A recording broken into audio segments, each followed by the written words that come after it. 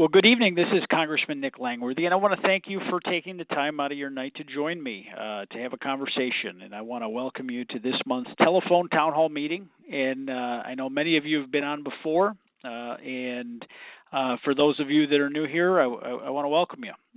This is a great opportunity to update you directly on what I'm working on in Washington, and more importantly, to hear your questions and to answer them. If this is your first time joining us, welcome to the call. We do these each and every month. At any point during the call, if you have a question that you'd like to ask, press *3 on your phone, and we'll get you in line, and we're going to get to as many calls as we can tonight. First off, as you've seen in the headlines, our country, sadly, at midnight tonight is bracing for the inevitability of a government shutdown. The deadline is just in a few short hours, 12:01 a.m. Unless something changes tonight in the U.S. Senate, we are going to have a government shutdown.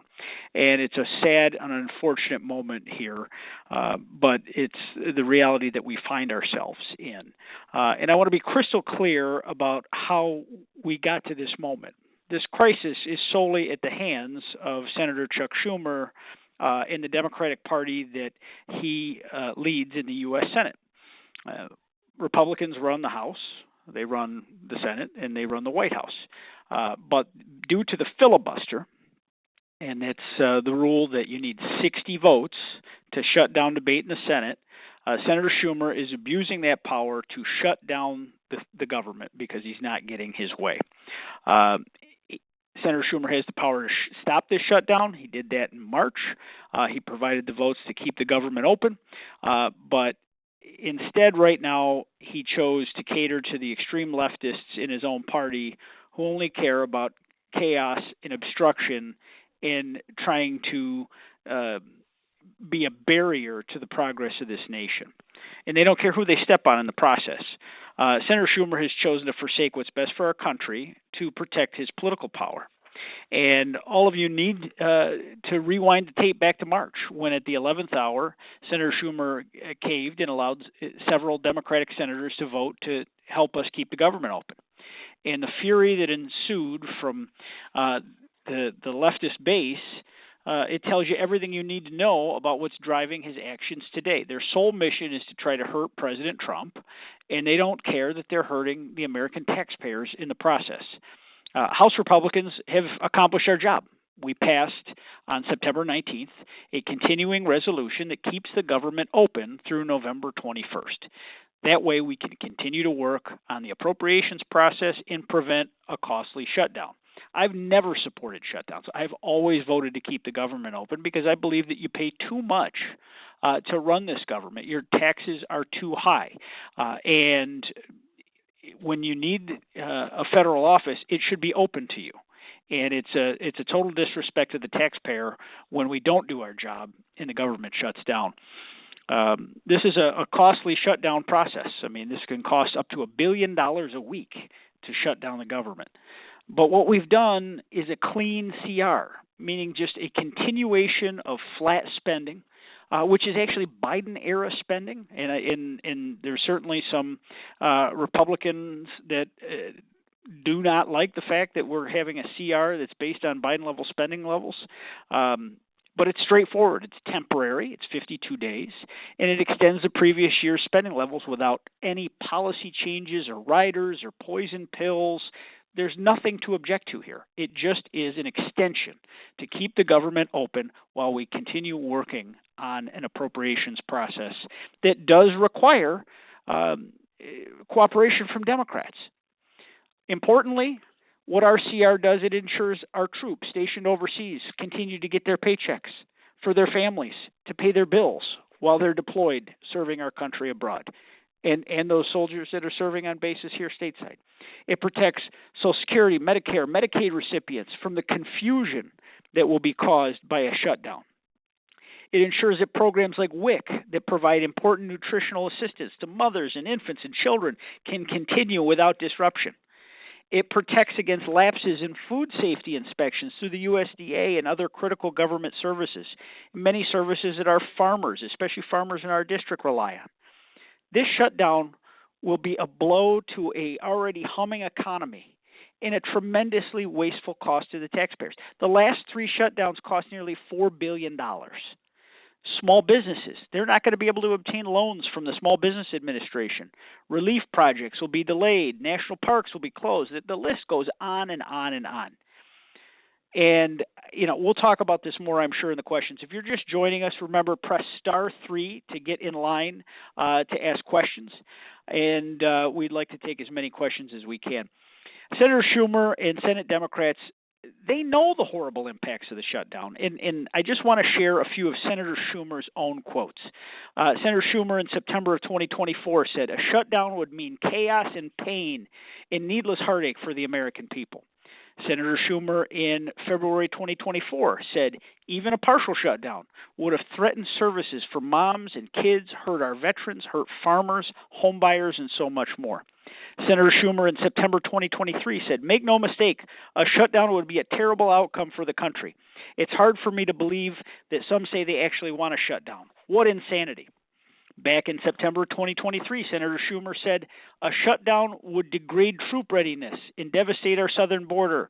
Small businesses would lose access to capital. Home buyers would be unable to secure loans, and our supply chains would be imperiled. And costs for American families would go up and up, all because of a needless shutdown caused by a few extremists." Back in September 2019, Senator Schumer said, "We have until the end of the month. Both parties need to work together to fund the federal government, one of our most basic responsibilities. Everyone should have learned their lesson the last time. No one should want to punish the American people with a government shutdown."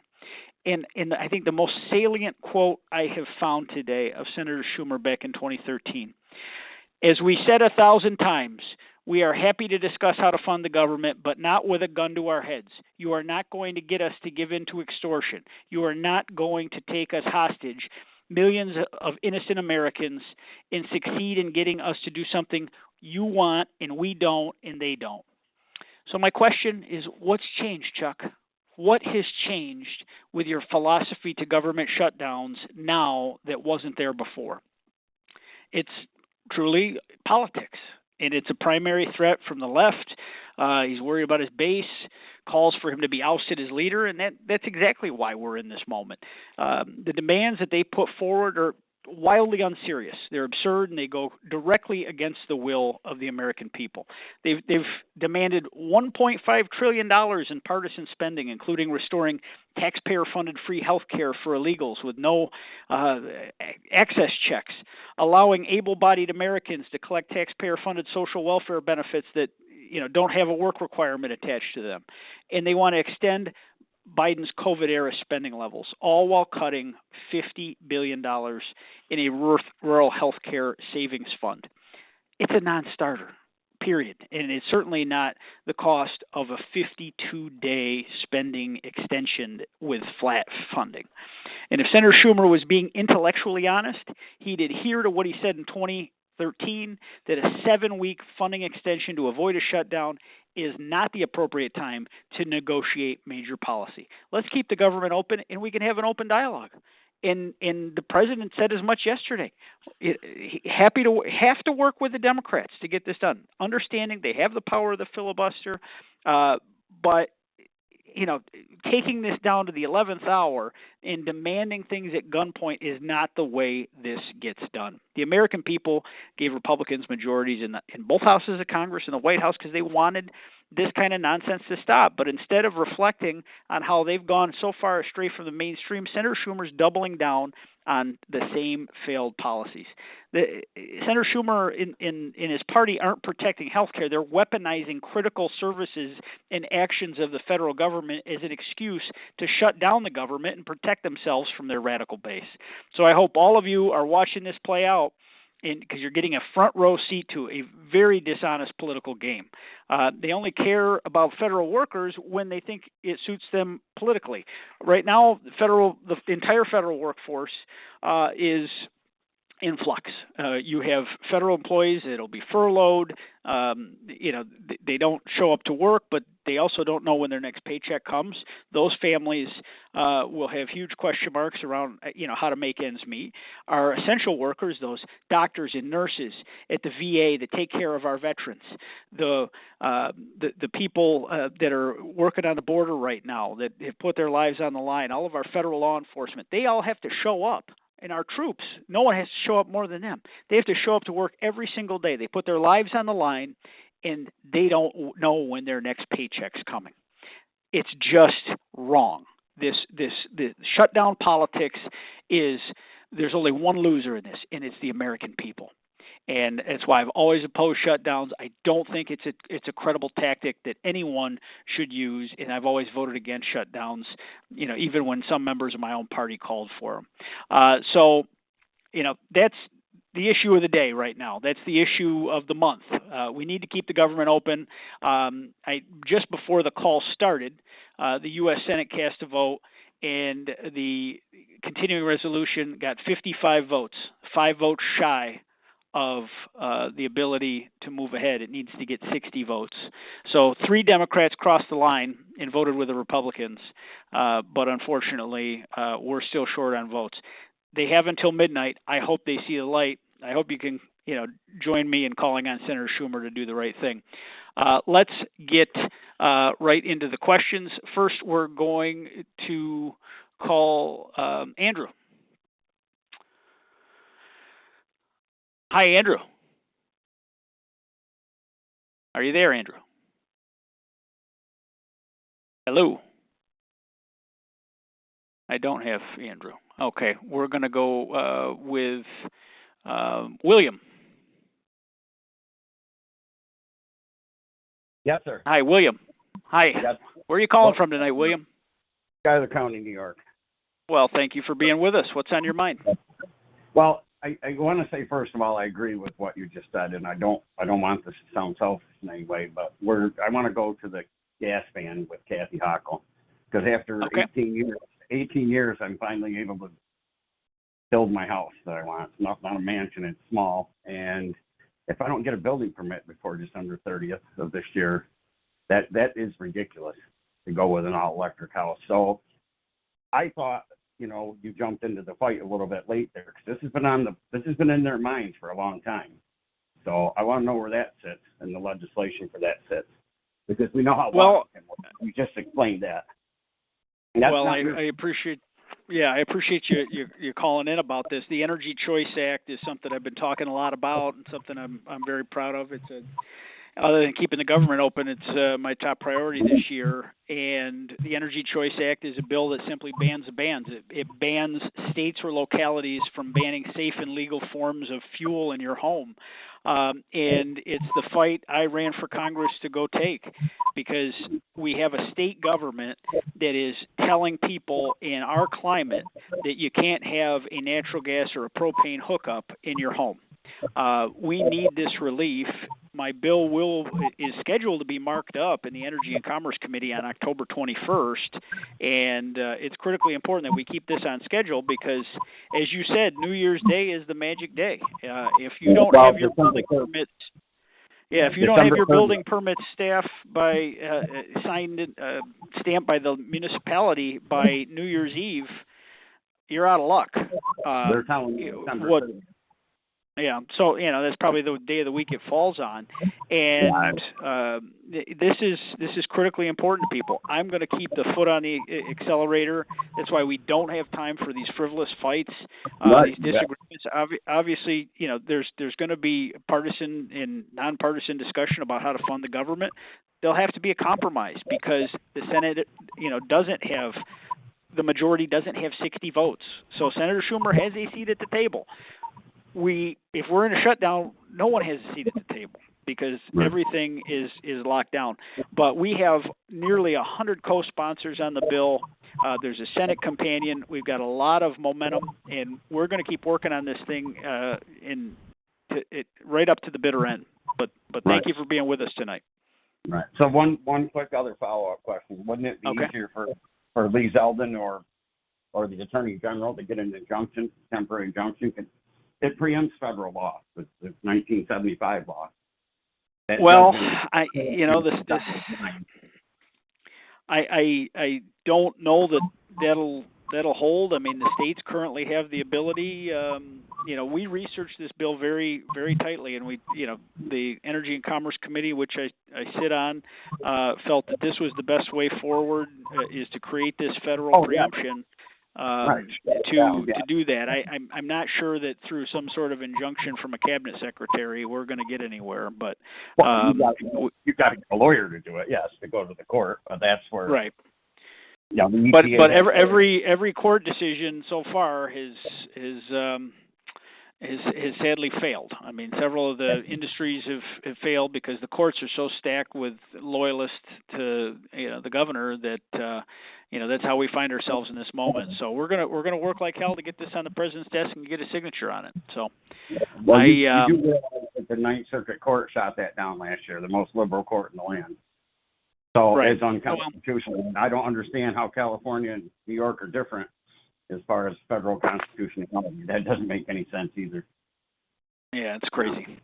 It's crazy. Well, but stay tuned with us. Keep in touch with us. We'll keep the information coming as we go. But I appreciate you being with us tonight. Next, we're going to go to Dixie. Hi, Dixie. Hello. Hi, how are you? Where are you calling from today? Good. Ellington. Oh, thanks for being with us. What's on your mind? Yeah. Mine is just more or less I've been a registered conservative Republican my entire life since I started voting. I'm 66 years old, and for 30 years, all I've heard is Chuck Schumer. If the Republicans don't vote for this and pass this and get it through, people are going to die. Now it's the Republicans' fault. Now it's the Republicans' fault if they do pass it and the Democrats don't. It's still people are going to die. I'm just sick and tired of this whole thing. It's people are just sick and tired of the government not being able to agree on anything. It's just, and my question is like,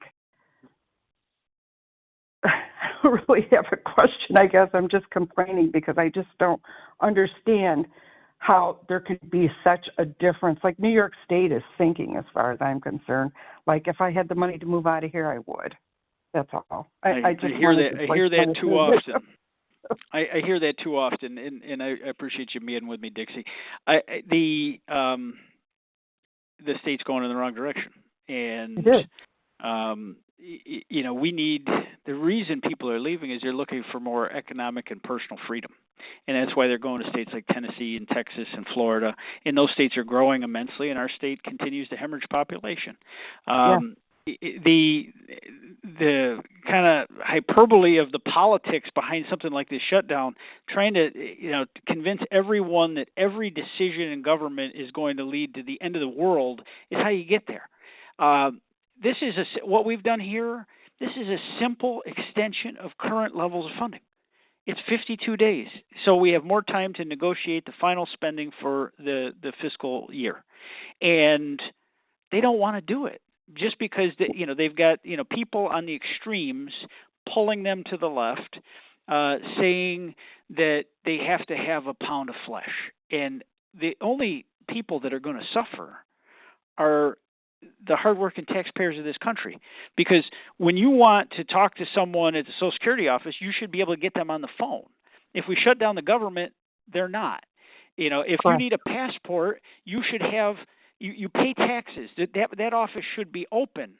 And I've had people raising holy hell all year during Doge because we were streamlining the federal government, getting rid of unnecessary employees because the bureaucracy had grown so large and they cared so much at that point. But they same people will be out of their office and at home and not knowing when their next paycheck comes in, and they don't seem to care.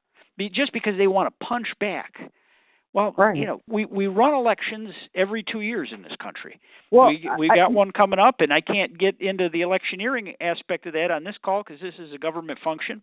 Right. But the reality is this is what the American people voted for, and they don't like the outcome, so now they want to derail it. And I don't know how. On God's green earth, they can claim that Republicans are to blame when we've passed just a flat, non-controversial funding extension. Yeah. Yeah. And this is something we all agreed to in March, and now we're just going to squeeze another 52 days out of it so that we have more time to get the final product done. And they're saying that there's a cliff that they're going to go off. It's ludicrous. It's intellectually dishonest, and I think the American people are going to see right through this. Well, and that's what we voted for. I'm sorry. When you look at over 77 million votes for one man, with most of the entire country looking pretty much red, even the state, whether they want to acknowledge it or not, there are, five counties in this state that kind of voted red or blue. The rest of them were red. It's like those people, the Democratic Party has to start being held responsible. Like this whole thing with the laws on catch and release, the whole thing on this illegal immigration, like that's bleeding. My tax bill where I live, 55% or more of my tax bill goes to Medicaid. That's a problem because you just can't keep raising that stuff all the time and expect people to still survive themselves on the income that they have. It just doesn't happen. Dixie, that's exactly why we put some of the taxpayer protections in these programs during the budget reconciliation process. If you're an able-bodied person without dependent children, you're on Medicaid, you're of working age, you're going to be asked to work 20 hours a week to keep that going. And and you know what? Because everybody else has to work for what they bring home to their families, and for free, government health assistance, you should put some effort in. Whether it's volunteering, education, something to better yourself, hopefully get you into the workforce. And Chuck Schumer and the same people that we're talking about here tonight have all said the sky is falling because we've demanded those accountabilities.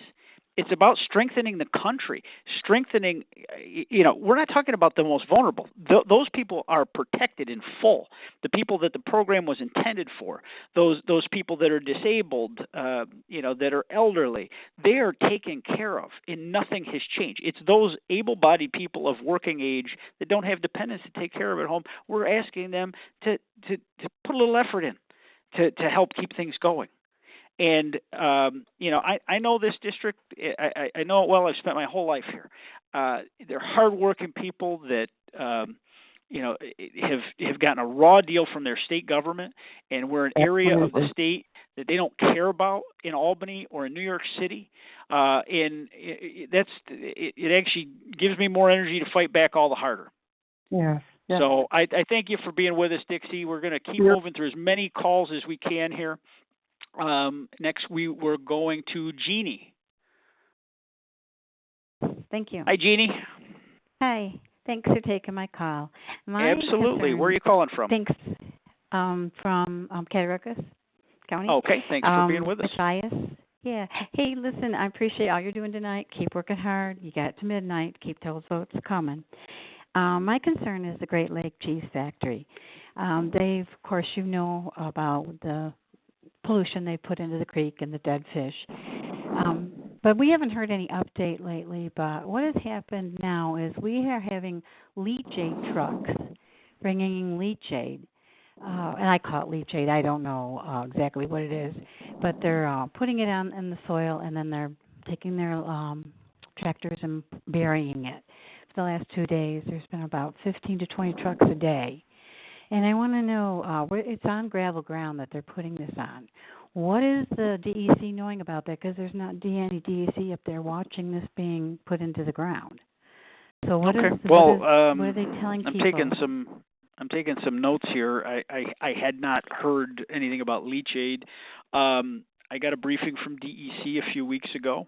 DEC is a state agency, but they're the lead agency on this investigation. I've gotten a briefing from the company separately. And the DEC has yet to allow Great Lakes Cheese to re-up their production. So currently, the plan is largely dormant in terms of cheese production. I just a lot of it doesn't make total sense to me on how 900,000 gallons of liquid can go into that creek every day and there not be some level of disruption. I mean, there was clearly some kind of an error in waiting for the determination from DEC as to what it was within their digester. Clearly, we've lost some wildlife. I mean, this is a completely avoidable situation. It's not over with yet. Are you sure that they're not taking it from there and moving it? They're not. Well, I know that they're shut down. I mean, I know they're really pretty eager to get going, but DEC hasn't greenlit them. They got people reporting to work that cheese packaging is still going on for cheese that comes in that they package and send elsewhere, but they're not producing cheese there right now. So it's caused a real. From then. Yeah. So we'll ask some questions based on that. I mean, we have monitored this situation very closely, take it very seriously. We want, full results of the investigation. I kind of withhold judgment until we, I ask a lot of questions of both sides. It's a lot of jobs, but they got to do things right by our environment at the same time. I mean, it really blew my mind when I read that they were greenlit to send 900,000 gallons a day into that creek. It just didn't seem. I'm no technical expert in the area of the waterway, but it just seems like. I mean, it's like 60 swimming pools worth of liquid, and it's not that big a body of water. So I was quite surprised at that volume. We'll continue to demand answers from the DEC, and if it rises to the level of the EPA, I'll certainly be more involved. But we asked for a briefing directly from DEC with myself and my staff because, obviously we got some very concerned citizens in the area, and is this certainly loss of wildlife is a concern, and something that we have to make sure never happens again. Exactly. So thank you. I wait for a write-up on this because I want to know exactly where this liquid is coming from and why they're putting it right directly in the ground. Okay. We'll ask those questions tomorrow morning. Okay. We're gonna write down your number, voting. Jeannie, and keep voting. We're hoping for the best here. Yeah. So thank you very much. Yep. I appreciate you being with us. Next, we're going to go to Nancy. Yes. Hi, Nancy. How are you? Hello. How are you? Good, thank you. Good. Where are you calling from? I am calling from Lancaster. And let me just stop you for just a second. My staff tells me I got to press and urge everybody, if you want to ask a question, press *3. Press *3 on your phone if you want to ask a question. All right, Nancy, we're back to you. Okay, thanks. I am a former federal employee. I have been through a number of these disruptive furloughs, continuing resolutions. They serve no useful purpose. But here's my concern. Budgets run from October 1st through September 30th. And it seems we have been going through a very long period without really approved budgets. We went through this process in March, and here we are again in September. So now we're asking to go for another CR through November. My concern is, and let me specify, I am an undeclared. I am not a Democrat, and I am not a Republican. But it seems that both parties are going through the blame game. And the modus operandi is, I win, you lose, take no prisoners, and destroy the enemy. And I do not see how we're going to come to any resolutions. So even if this continuing resolution is passed, how is it going to be any different in November? Very good question. Just as a little background for everybody listening, because a lot of people aren't as familiar with the federal funding process, but we pass appropriations bills by department. And, we have a dozen or so bills that need to be passed by the House, then passed by the Senate, then signed into law by the President to fund the government. There's what we're under right now, which is a year-long continuing resolution. That expires tonight at midnight. That was because, despite the bills that we passed last year in the House, the Senate didn't pass any, and then there wasn't much appetite after Election Day to work together anymore. This process started under President Biden, it finishes under President Trump, and now this is the first full fiscal year of President Trump's second term. We have passed 3 appropriations bills in the House. We got a lot more to do, and there's varying degrees of agreement. I'm close with many of the appropriators. They feel that they're making progress in that process, and they think that they can get more of them done. I don't like the idea of what they call an omnibus, which is where you combine them all, and that's when you hear of those bills that are 12, 13,000 pages, and it's everything in the kitchen sink, and it's a one up or down vote, take it or leave it. We should be passing individual department by department appropriations, pass it in the House, then let the Senate consider it. The Senate functions on its own timeline. I mean, we're much more aggressive in our schedule than the Senate in the House, but we still don't move fast enough. But we've got 3 over the finish line passed, and a lot more work to do.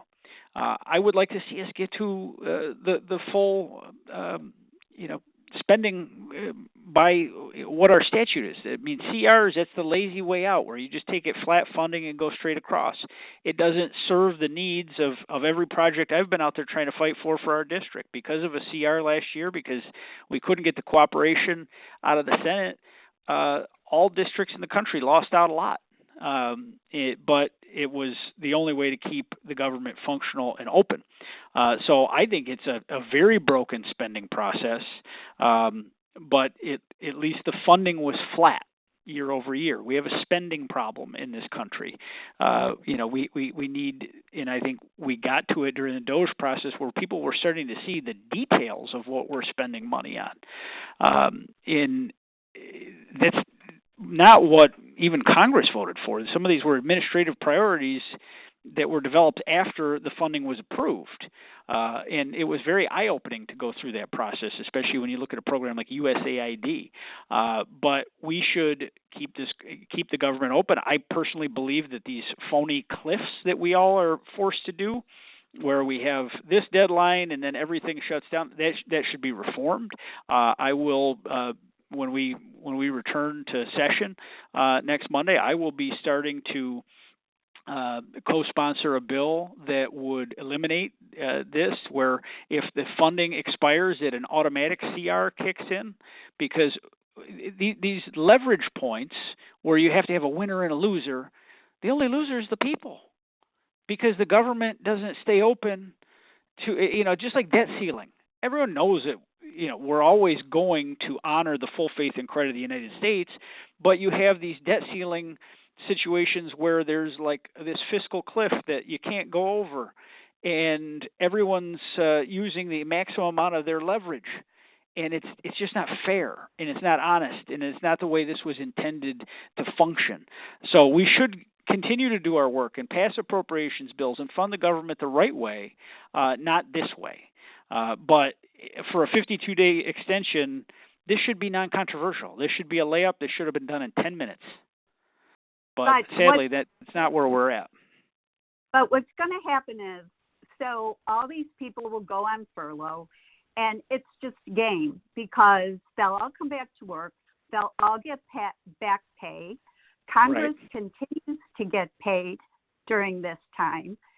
So what's been gained? And my concern is, as I said, in November, unless the 2 parties get together and can have a real conversation that is for the welfare of the people, nothing will change. And as long as y'all keep fighting, nothing's going to get fixed. Well, listen, a lot of the intrigue is created by the media.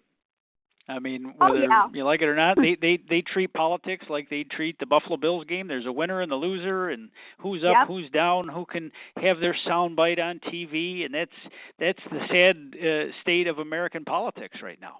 Is that the government is treated like another sporting team, and everybody's got their jersey on. It's a pretty divided time in our politics. I make it very clear where I come down, but there's common sense that kicks in too. It's not right to not pay our troops and ask them to go put their life on the line. I mean, what happens if the government shut down and we're attacked as a nation? Then we got to hurry up and scramble, put partisanship aside, then vote to open up the government before we can then focus on the needs of the nation. This is a petty squabble, but the people are going to be the losers in the process. That's why everyone should be putting their partisanship aside. That's why I've always voted for a continuing resolution every time that I've had the opportunity to, because it's the right thing to do to keep the government open for the people that paid for it in the first place.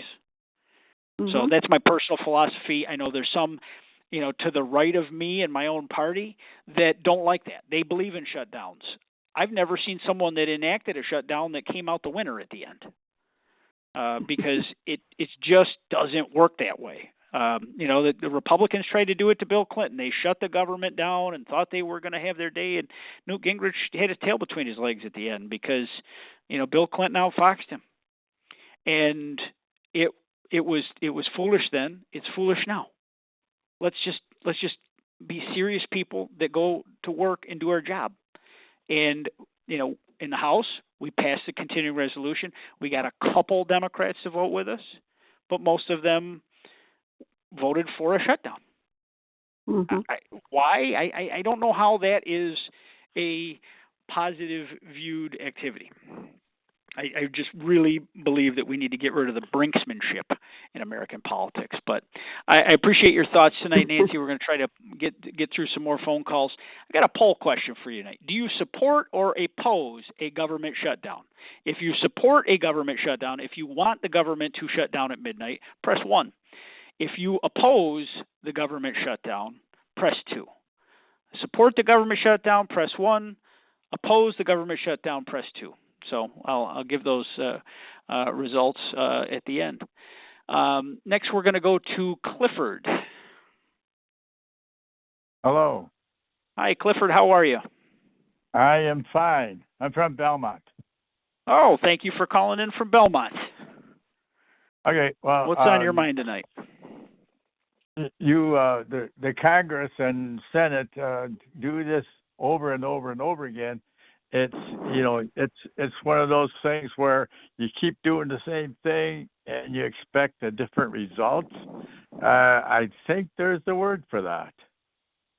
Insanity, right? Insanity. Yeah. My question is, when it's time to start, when the budget's year is over and you get ready to do the next year, you should be working on that until you have the budget done. No breaks, you can't pretend anybody go home or anything until the budget's done. Then maybe you can get some cooperation, the two parties, and get a budget. I mean, that's fair. Obviously, Albany, in states that have a short session, we're in session year-round. That's the one issue that's different with the House and the Senate and the state legislature. State legislatures take breaks there, all over. They take breaks but all over. Well, but you're home for a week, but you're there for 3 straight. And you should be required to work full time until the budget's done. No vacations, no breaks until you get the budget done. That would force both parties to resolve their problems and get a budget. Fair assessment, fair opinion, and I appreciate you being with me tonight. I don't think it's for lack of session that this didn't get done, but it's just a lack of cooperation and a technicality in the rules where you have people that want to derail the president's agenda. But thank you for being with me, Clifford. I really appreciate that. Next, we're going to go to Arthur. Hi, Arthur. How are you? I'm doing very well. Where are you calling from? Horseheads, New York. Okay. Well, thank you so much for being with me. What's on your mind?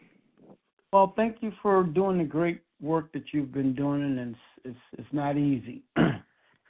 I'm sure it's very taxing on you. Just seeing how toxic the politics have become in our country, especially when you can see how people villainize a godly man such as Charlie Kirk. I find that repulsive and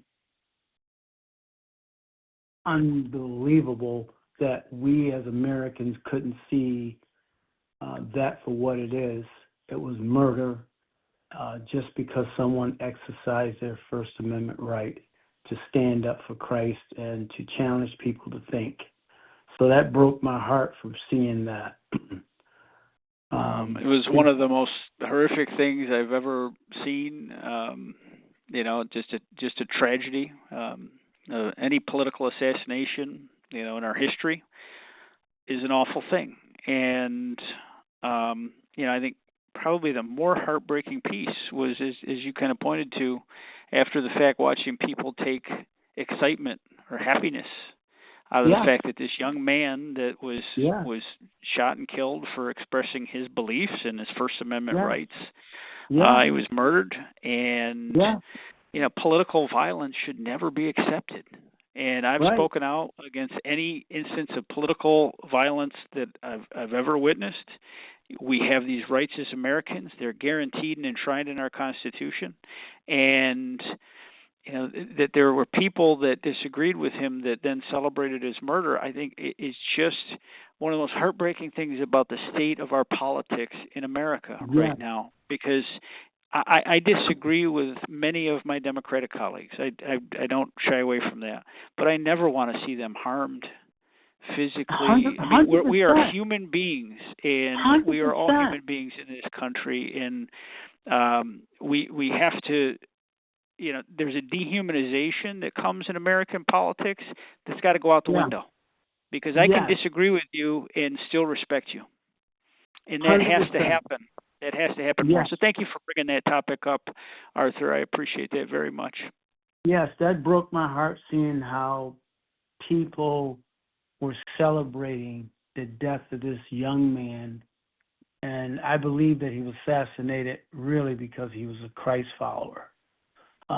He was an unabashed follower of Jesus Christ, and he wore that on his sleeve every single day. And he obviously was conservative in his philosophy, and he believed that our college campuses should be a marketplace of ideas where all ideas are welcome, not just those that are in vogue with the professors of the day.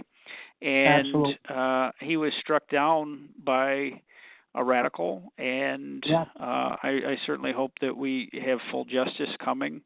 But you can't bring his life back, and his beautiful family is going to pay the price there. But I do believe that we're having a bit of an awakening after that moment, and that many other future Charlie Kirks have been born in this moment. Yes, and they're rising up. And I say that it's time to rise up as a Christ follower, as people that want to stand for righteousness. That is first and foremost. And I think that, in his death, it was an awakening for a lot of people to take a position for righteousness. Because if you couldn't see how this man stood for truth, there was something wrong. Now, setting that aside from him being a Christ follower, where's the humanity side of this as just a human being? And I watched, and I didn't want to. It was just terrible. It was just terrible, and I just didn't like how people spoke against him. It's a dark moment when people, took any sort of excitement in that, and I really appreciate you bringing that up tonight, Arthur. So thank you very much for being here with us. And next we are going to go to Autumn. Hi, Autumn. Hi there. My name is Matt. Hi, Matt. Sorry, the caller ID had the wrong name. Oh, okay. Where are you calling from tonight, Matt? Calling from Corning, New York. Okay, thanks for being with me. What's on your mind? Definitely. So my question is related to the government shutdown. I definitely agree that the brinksmanship is concerning, but this isn't anything new. We've seen both Democrats and Republicans do this, and I know when you opened, there's a lot of vilifying of Senator Schumer, for better or for worse. Those were statements he made, kind of where he's landed with this shutdown. But last September, in an interview, Vice President Vance had talked about how when you're in these moments of shutdown, why shouldn't you try to get something that's for the betterment of the American people? And I just feel like now with the Vice President's comments about this shutdown, some of your comments about the shutdown, just kind of the Republican Party's stance regarding the shutdown, it feels like a bit of hypocrisy and duplicitous behavior. And I was just curious if you could speak to that. I know it's not necessarily for your vote, but for the party as a whole, it feels very contradictory. Well, I can only speak for myself. I'm not sure what Senator Vance, now Vice President Vance, said in the past. I don't believe in shutdowns. I just think this is really not what we're intended to do. We're there to keep the government open. This is our basic function, is to provide a budget and to keep those departments funded and operational. I mean, you pay for a government, you pay a mighty sum. I mean, right now what we're going to do is we're going to furlough a whole bunch of people that aren't deemed essential, and they're going to essentially get vacation time that they didn't ask for, that they didn't plan for, and then they're going to get paid for it after the fact. And then those essential workers are going to be forced to work and not know when they're going to get compensated for that work. It doesn't serve any of the federal employees well. I said what I said at the outset of this about Senator Schumer because he holds all the cards. I mean, if he wasn't the Senate majority leader or minority leader that was the leader of his party, he would represent one vote. Well, he represents 47 votes. And he found a way to get 7 of them to vote with the Republicans to keep the government open in March. And now it doesn't seem willing to do that. So it's about having the power to do the right thing when you have the power. I mean, I cast my vote to keep the government open. He is casting his power behind shutting the government down. And that's not brinksmanship or vilification. It's just I took his own words and things that he said in the past, and they're completely contradictory to what he said now. I like to think in my 3 years in Congress, I've been very consistent, whether Joe Biden was in the White House or Donald Trump's in the White House. I don't believe that we should shut down the government because the only people that lose are the taxpayers, and we waste a lot of time, and we waste a lot of money. Certainly there's always partisanship in government, especially when there's not a lot of bipartisan votes on legislation. I mean, when we had the clean CR on the floor, I believe only 2 Democrats actually cast their votes. I mean, several didn't vote because they were waiting to see if it passed or not, and then they were going to go with whatever side won, and they closed the vote before they were able to do that, so they're shown as not voting. But this is something that should have got 435 votes. It's just an extension, and it provides the government services for people that the people have paid for. So, I'm not quite sure, precisely what your question was, but I guess you're saying there's hypocrisy on both sides. I mean, right now, the people that want to lash out at Trump, well, you've given him all the cards if you shut the government down, because the Office of Management and Budget is going to make a hell of a lot of decisions, and it's the federal workers they're supposedly so worried about. I mean, there's going to be reductions in force on a permanent level, is what I'm reading out of a memo put out by the President's administration and the Office of Management and Budget. And I don't agree with all their decisions, but why would you put more power in the hands of those people that you supposedly want to get back at the most, instead of working with your congressional colleagues on the other side of the aisle to go keep the government functional, keep the power of the purse more in the hands of the Congress? But Yeah, I appreciate your call tonight, Matt. And next we're going to go to Randy. Hi, Randy. You there, Randy? Yep, I'm here. Hey, thanks. Where are you calling from? Yeah, I'm calling from Horseheads, New York. Okay, we got a lot of callers from Horseheads tonight. What's on your mind? Well, I'm just wondering how much you're looking into, or your colleagues might be looking into, NYSEG's recent rate hikes, their delivery charge in particular. I've owned properties here in Horseheads. I'm a business owner here in Horseheads. I've got 253 acres of land, several properties. So I've got several accounts. A couple of these accounts I've had for 27, 28 years. And in those 27 or 28 years, I've never paid an electric bill more than $160. My last three on two properties in particular have been over $500 a month. That's nuts.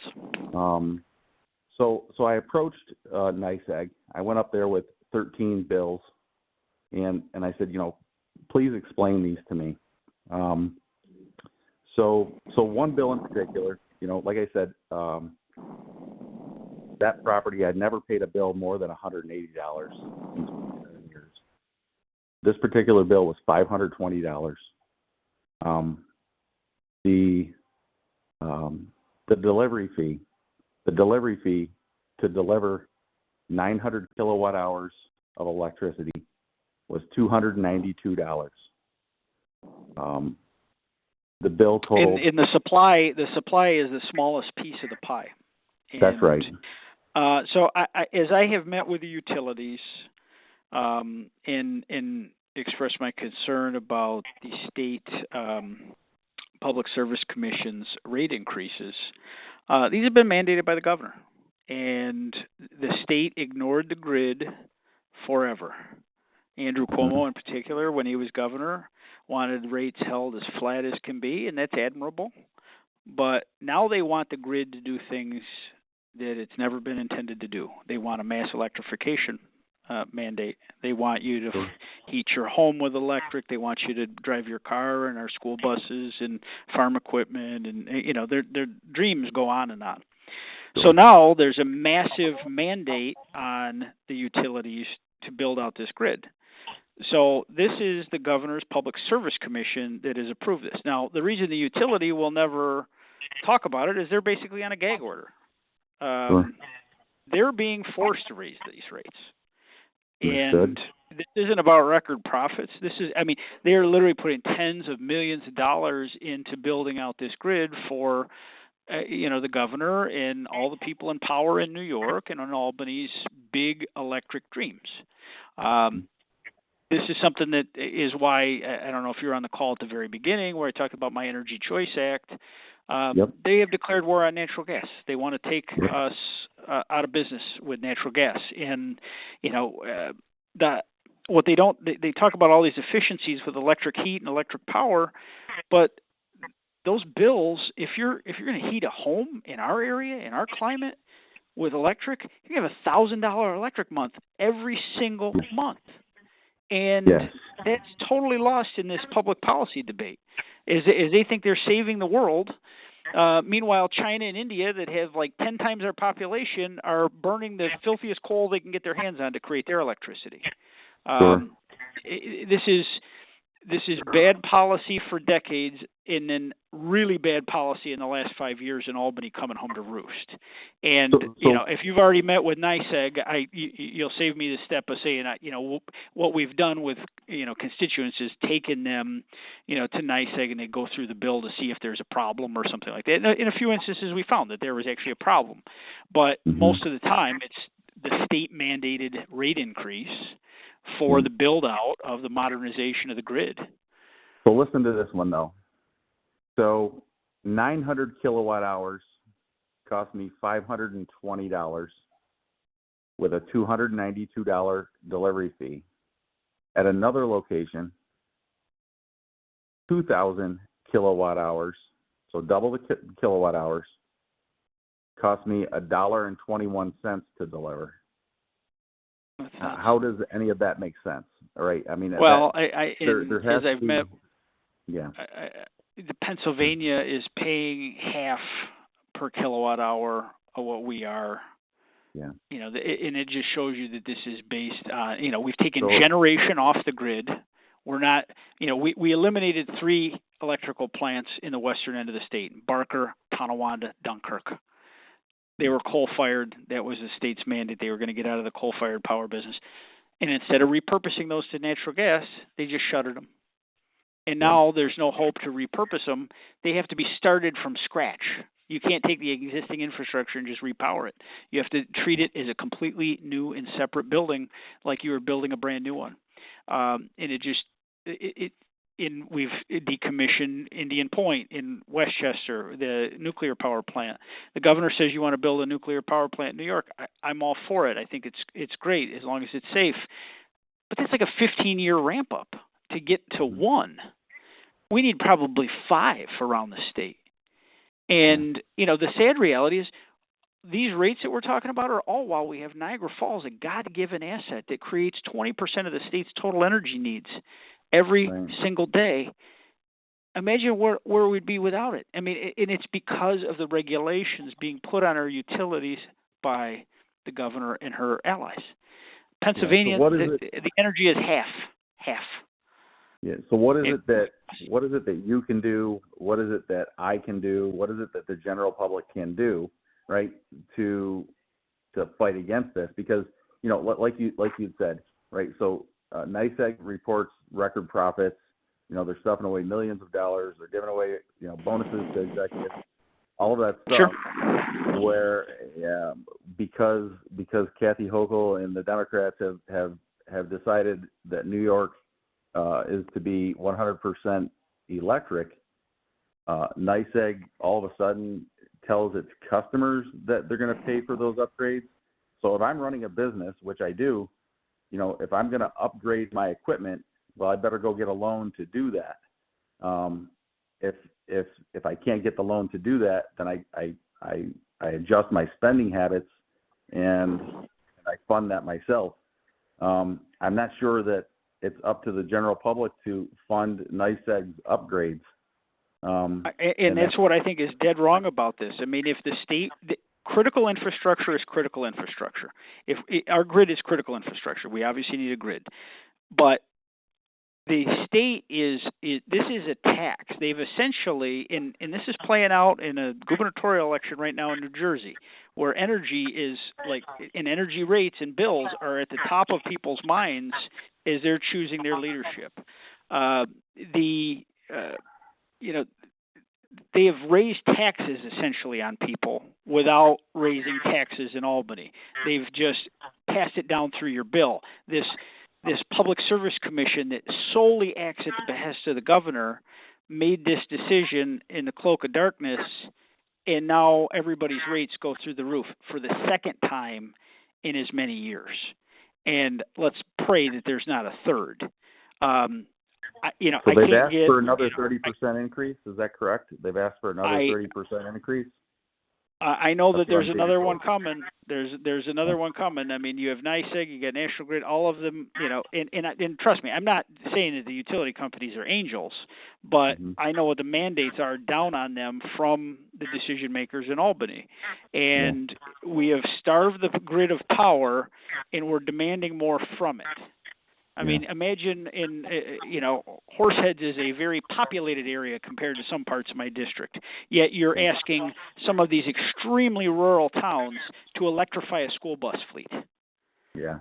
The grid just doesn't have the power or the energy or the infrastructure to do that. And this Public Service Commission needs to be held accountable. And I can't really get into electioneering on this call because it's a governmental call, but I will just say this sentence. Elections do have consequences, and I'll leave it at that. That's why I'm fighting for the Energy Choice Act, to fight this electrification mandate and to stop it dead in its tracks, because these bad ideas that are coming here and are in law today in New York, they get contagious around the country, and that's the wrong way to go. I got to run. I appreciate you being with us and bringing that up. It is something that I hear about every single day from our constituents. I want to ask our poll question one more time. Do you support or oppose a government shutdown? If you support the government shutdown, press 1. If you oppose the government shutdown, press 2. Again, if you support the government shutdown, press 1. If you oppose the government shutdown, press 2. We're going to take one last phone call, and we are going to talk to Stephen. Hello? Hi, Stephen. Thanks for being with us. Hey. Where are you calling from? Elma, New York. Oh, thanks for being on the line. What's on your mind tonight? No worries. I just I've been having, as I tend to make it my point to try to understand where both sides are coming from. And as a Republican, I've actually had a lot of conversations with people, and I find that as an individual, when I talk to people of differing views, it really isn't hard to really sit down and come to an understanding and a compromise. However, as I listen and when I hear, the people that are representing us, it is no longer about our fundamental values as a country of, the republic and the ideals that, the entire Constitution was accomplished. And all I hear continually is that this side, my side is, the other side is responsible, the other side is responsible. And now I'm seeing our children, and I'm sorry, the political violence is on both sides that are. I didn't say it wasn't. I didn't say it wasn't. There has been political violence on both sides, and it's. I never said you said the other thing. Yeah. I never said that. I totally respect your opinions. I respect all people's opinions because, liberal cities, they vote for their leaders. We vote for our leaders, and we ask them to represent our beliefs in Congress. And that's what the fundamental belief of our nation is. And I don't know how do we actually stop this hatred and this continuing, it's the other side's fault, and this continuing rhetoric that is literally poisoning our children, and actually somehow get a government that, accepts that they have to talk to each other and respect each other and follow these fundamental, even as a Christian, Jesus, these fundamental values of individual respect. It is not, it is not us versus them. It is about us working together to come to a common good and what is best for all people in this country. And the rhetoric keeps ratcheting up. And I'm going to be honest. If Joe Biden was still in office and he was talking about sending troops into Elma, I would not be cool with that. I'm able to understand all. I just don't understand my people in Congress. Literally, that's kind of your job. Why you can't do that and stop this rhetoric from ratcheting up, and up. How do we solve this? Well, some of my observations, I've been there 3 years. I served under Joe Biden, and now I've served under Donald Trump. I would say that there is a group of people that are very triggered by President Trump that, I certainly never heard from in my first term. But it was like you flipped a switch in a dark room, and it was a very dark tone. It was a hostility. It was, a vilification. And before anything had actually even happened, listen, everyone has their First Amendment rights. I respect that. I absolutely respect that. And, we try to take callers of all different stripes. I mean, we really try to get a mix in these calls and make sure all opinions are forward here. I think everyone's got to do a better job respecting each other's voice. I mean, my colleagues on the other side of the aisle, they've from minute one of this administration, every action I've had a vote on. They say everybody's going to die. The end of the world as we know it is coming, and that sort of stuff is not true. And neither was that the perspective where it was the end of the republic as we know it when Joe Biden was in the White House. There's an election every 4 years. People choose their leaders, and they've chosen very different paths between these two administrations. But, we had checks and balances, and then we have elections, and I have faith in the voters. And I hope you do. And that's exactly my point. Like right there, like you just stated, it's the other side of the aisle, and they're too. Well, you wear a jersey in this. I mean, I'm a Republican. I serve with Democrats. There's some Democrats that are very good friends of mine that I work together on legislation on all the time. And, it's I don't want the impression to be out there that there's no cooperation. I talked to Tim Kennedy. Do we vote the same way? Not at all. But when the Buffalo VA was under assault, we locked arms and we got to work together. Yes. And I think here, because we have lost faith in our government because you've turned it into a war. And what we need to hear on these calls is how you're actually working together to fix it so our lives get better. Not how they're the enemy and we're great, or we're the enemy and they're great, because that's all we hear from our politicians. And what we need to be hearing is how you're working together to fix the problems so all Americans can be proud of this nation once again, and not be worried that our children are going to go off and I can't take it anymore. It's like, please just stop it. It's, please. I'm begging to stop the rhetoric and tone it down and actually talk to each other, because you know what? I respect Democrats. I have friends that I've talked to, and we can come to common ground on every issue to a place where we can understand each other. And I don't understand why people who made it their career can't. Well, I do think that there is what the presentation is to the public by the filter that's in between, and that's why I do these calls in long form. So I can tell you what's on my mind and what I'm working on. Now, obviously tonight we're on, we got less than 4 hours and the government's going to shut down. There's one party holding the votes that can keep the government open. That's it. Tonight is a very partisan moment. Not everything that I work on is in that respect. I mean, we had plenty of bills out of my Energy and Commerce Committee 2 weeks ago that got 51 straight votes. All the Democrats and all the Republicans voted them out of committee together. But that doesn't make headlines. That doesn't get on the news. That doesn't get in the paper because it's not sexy to the media that people work together. But the congressmen and the senators, you're also not, when you get on the news and whatever, you're not talking about that. Where you're talking about how they're the bad ones, we're the good ones. Again, I want a good resolution. I want a good budget passed. I'm also aware of the facts of the situation because as a voter and as an American citizen, regardless of my political point of views, I believe it is my duty as an American citizen to keep up on the facts. Not just the news, not just what the sound bites.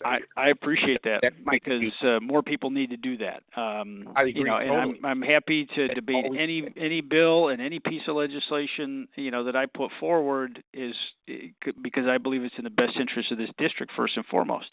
And I enjoyed support from Democrats, Independents, and Republicans, and I am happy to take the questions of anybody. But you're right. The rhetoric across the board's gotta dial back. I agree, and I believe in America. I believe in this nation, and what I'm seeing scares me. It scares the hell out of me because it is all this hatred, and that is not what this country is about. This country is about understanding each other, preaching common ground.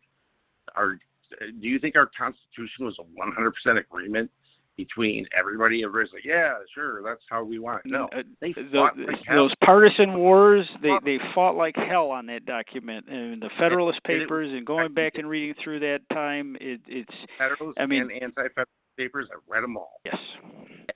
Well, I appreciate you sharing, your insight with us here tonight. We're in overtime here.